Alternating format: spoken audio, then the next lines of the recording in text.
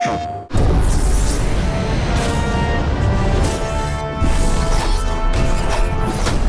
did a bunch of work early on looking at various different types of weapons we could add to the sandbox. It's hard to find a new role that fits into that without breaking anything, but we throw stuff at the wall, see what sticks. And we found that the glaive was sticky. Yes, it was. It is a projectile weapon, and it is a shield, and it's a melee weapon all at the same time. You can just destroy stuff. That's really satisfying. Yeah, it's a whole cocktail of absurdity.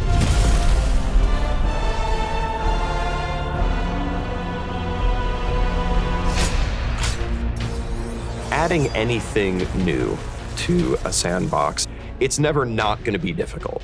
It's kind of amazing to think how many development hours went into this. A designer dedicated just to the glaive for almost a year, like 6 months animator time, a ton of engineering support. And it's so different than we thought it was going to be from the outset. Yeah. The amount of iteration that went into this resulted in something I think is really special.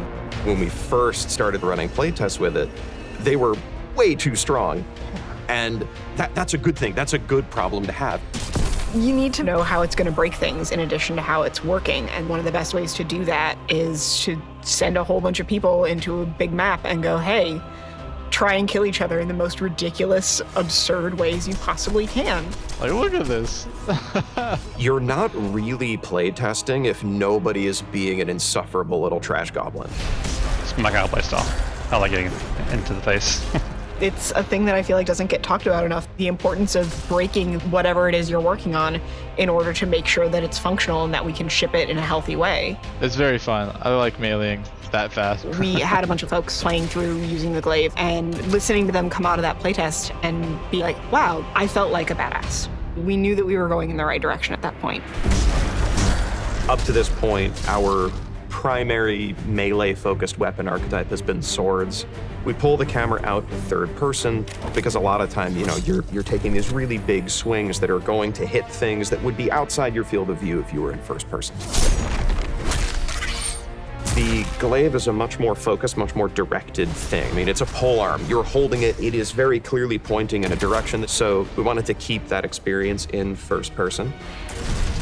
It has an immediacy that I think would have been lost if we were exclusively in third person. We had an idea of what we wanted it to be, and we knew we could get there. And after a year, seeing it, it's like, oh, of course we made that. That's what we're aiming at the whole time, right? But it's not. It's something completely new and completely unique. One of the things that I think is so exciting about the glaive is it's the kind of weapon you can only find in a Bungie game. It doesn't exist outside of the Destiny universe. It's this thing that someone said, okay, we love the high fantasy influences and we love sci-fi. Let's mold those two things together in this thing that's like part lance, part fusion rifle, part shield.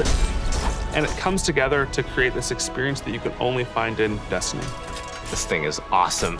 A sword, a gun, and a shield all at once. It's just something we're really excited for. I can't wait for players to get their hands on the glaive.